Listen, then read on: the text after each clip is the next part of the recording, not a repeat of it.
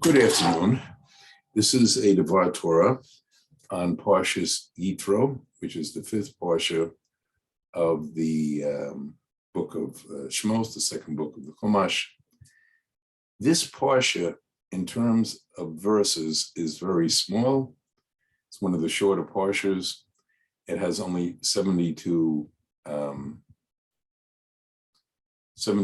verses, which is significant in itself because the number 72 represents one of the names of versions of the name Yud-Kei Vav-Kei, the name with which Hashem created the universe.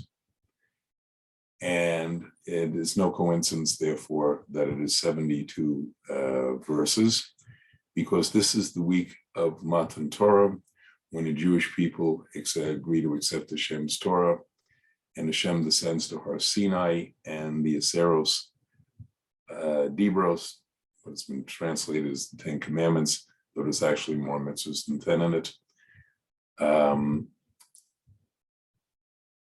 And this is the final culmination and nationhood of the Jewish people. They have arisen from the 50th level of Tumah, impurity, to they are now at the level where they can actually receive the Torah 49 days. On the 50th day after they leave Egypt, there's been a prayer passing of 49 days. Now, at the beginning of the Parsha, it mentions the following, that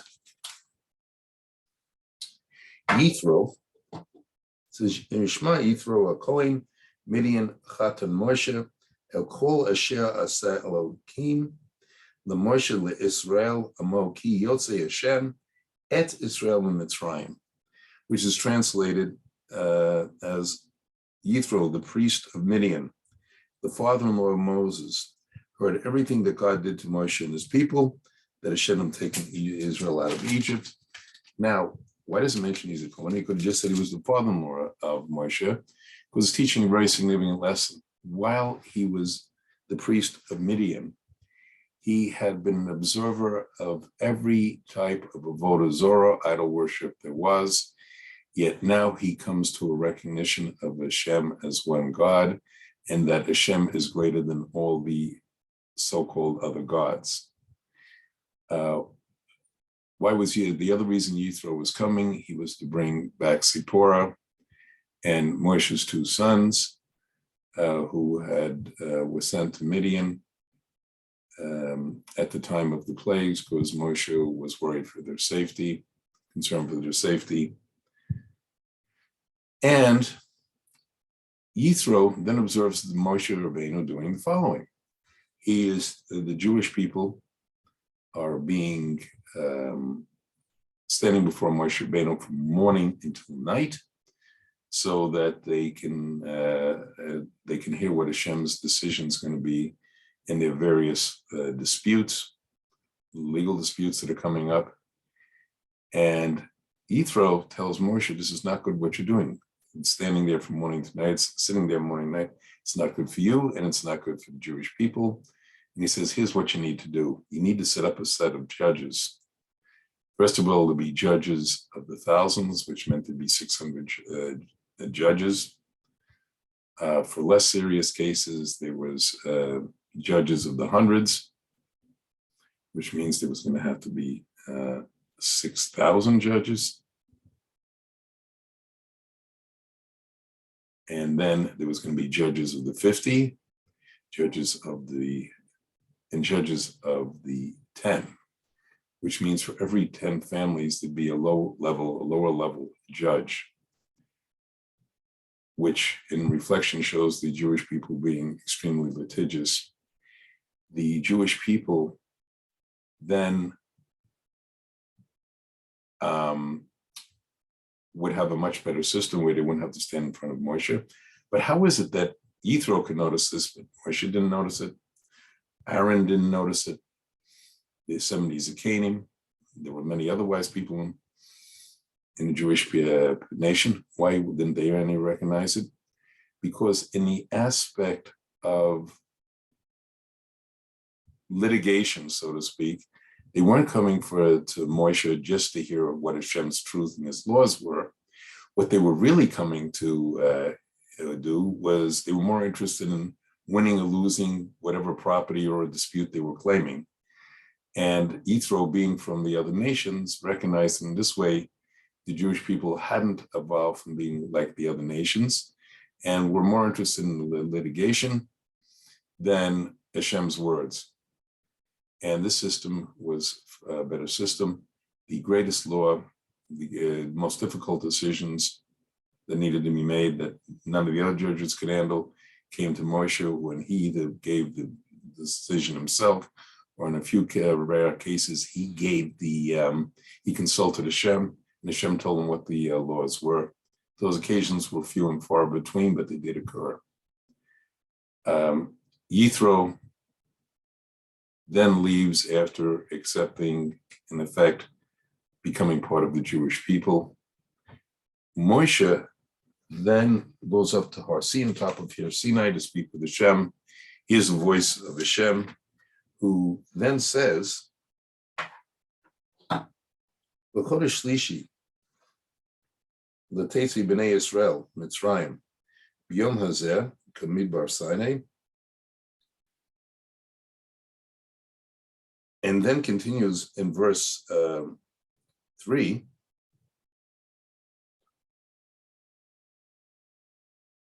V'Moshe Allah et Elokim v'yakar aleilav Adonai min ha'ar lamezeh kol ta'ama beis Yaakov and deger b'nei Israel, which translates, Moshe ascended to Hashem, and God called to him in the mountain, saying, so you shall say to the house of Jacob and relate to the children of Israel.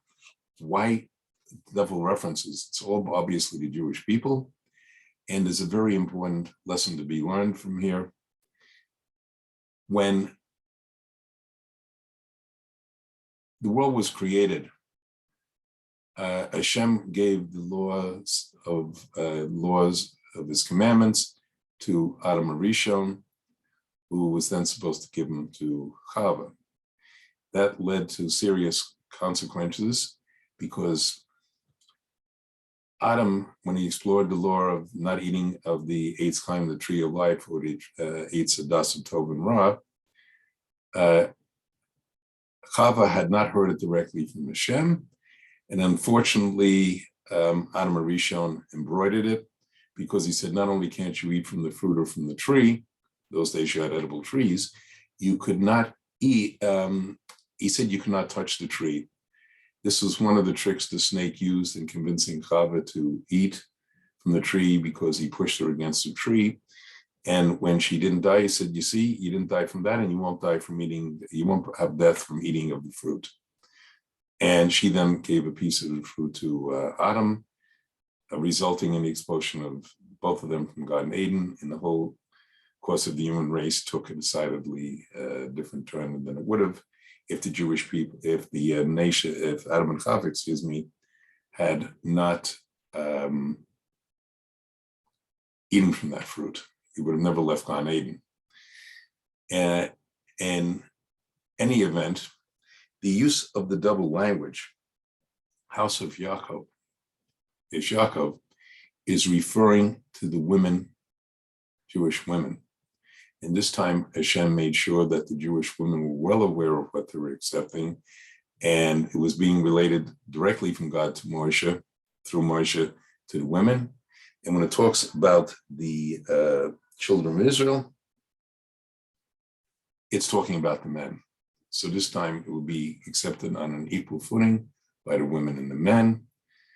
And the women, quite often, Jewish women, are the ones who are able to provide more guidance, set the tone for the house, Jewish house. And in many ways, since they have, in some ways, a higher level Kedusha, the men act as a very important guiding light to the other half of the Jewish people, the men. In any event, the Parsha then goes on to Hashem coming down on Har Sinai after the Jewish people have purified themselves for 3 days. They received the Seros Adibros. It then mentions that there was great fire and sound, and the Jewish people moved back from Sinai. And one of the significances of that is after they heard the first of the two Aseros and Dibros, they died twice, and Hashem had to resurrect them. They didn't want to go through the experience of being resurrected another 8 times. So they asked that Moshe hear them and then convey it to them. Hashem made a miracle, which after Moshe heard each one of the Aseros and Dibros, his voice miraculously became magnified that all 3.5–4 million people in the camp of the Jews could hear it. And it ends with the instructions to build an altar. Now, this Parsha is a Parsha of completion and unity. Now, before we even get to the giving of the Aseros and Dibros, if one looks even in the case of organization or relationship, between Yitro and Moshe, Yitro and Moshe are Gilgulim of earlier people in the Chumash. Specifically, Moshe is a descendant of Hevel or Abel, and Gilgal, actually, not descendant, Gilgal, another lifetime. And Yithro was a Gilgal of Cain or Cain. Now, when they were one of the few people in the world, they were obviously very significant figures, and their souls provide the basis for a lot of other souls afterwards. And there was a dispute between Cain and Hevel. What was the dispute?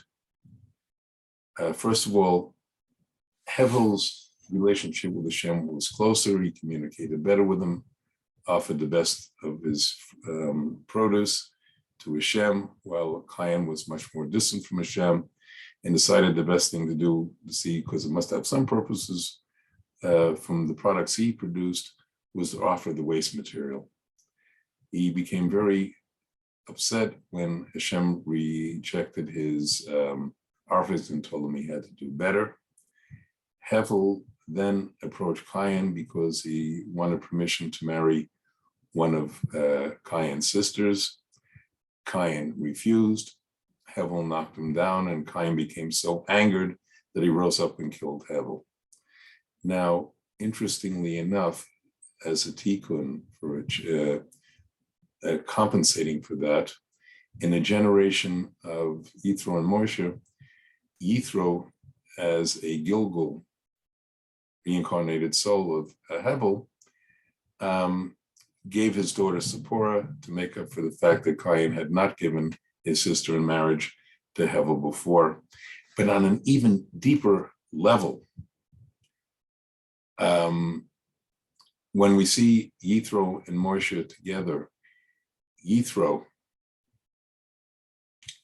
had come to become part of the Jewish people, to recognize one Hashem, and had moved away from the ideas that he had at the time of being Cain. Now, this week's Parsha is a number of other levels of completion. When one looks at Maaseh Bereshis, the first word in the entire Chumash is Bereshis. Now it begins with a bet. When we get to the Aseros and Dibros, we're going to see that there is a letter. It starts with Anochi. It should be known. Now, what should be known? I'll discuss in a minute, but it starts with an Aleph.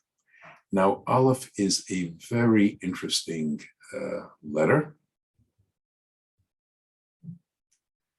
because the Aleph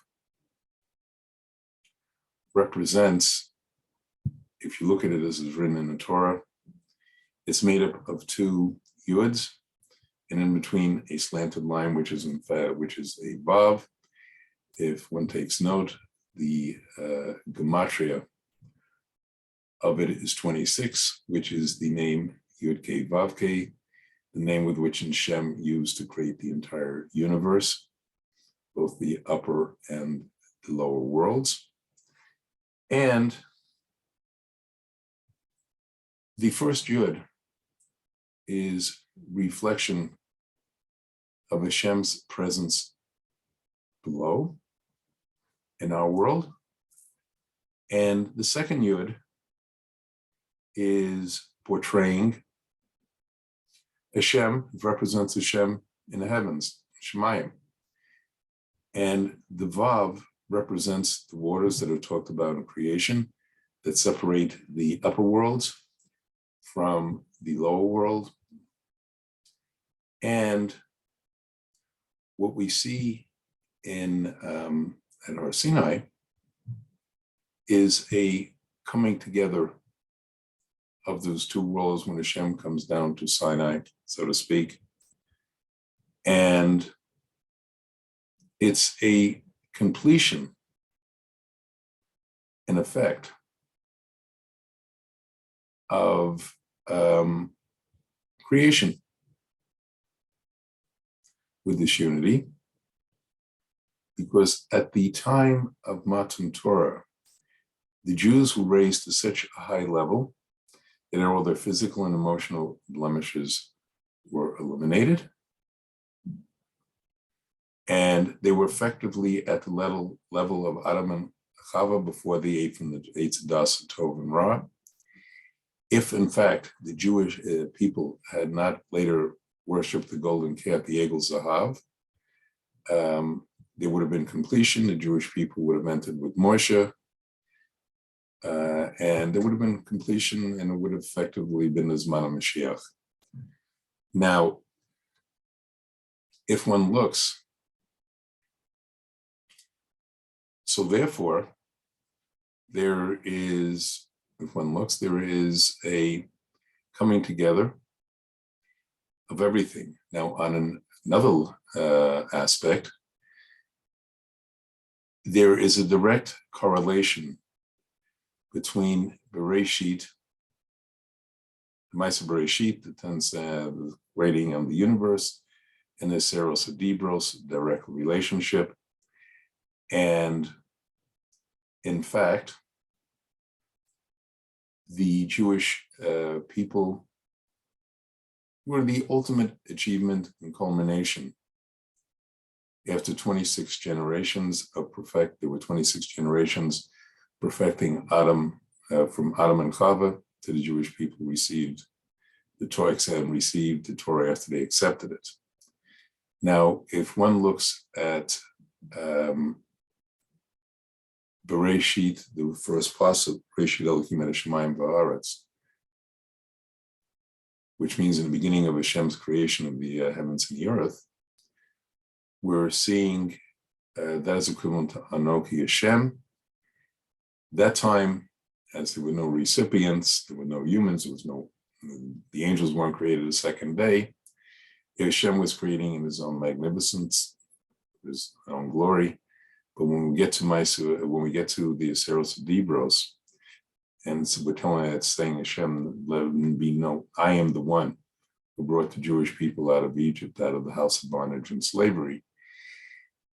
That was the ultimate creation, because now this is not only known to the Jewish people, the world becomes aware of this also. And what was the ultimate purpose of the whole creation? It was the last 10th saying with which Hashem created the world was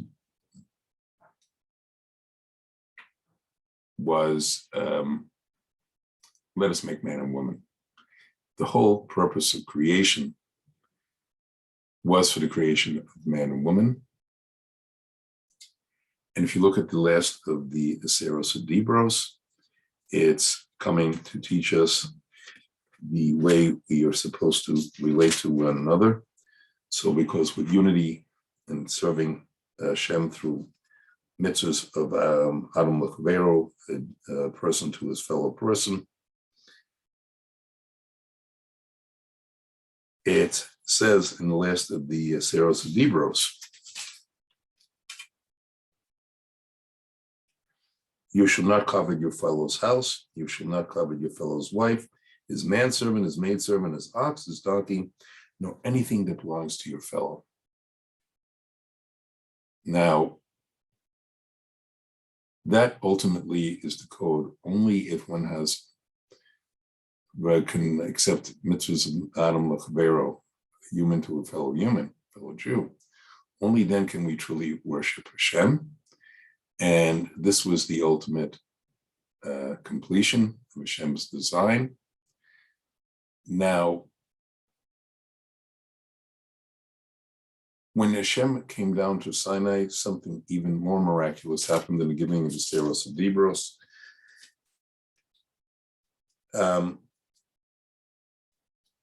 When Moshe is commenting on it in Sefer Devarim, chapter 4, Parshat 35, it says, Ata haresa lade'as ki Adonai hu Elokim em od milvado,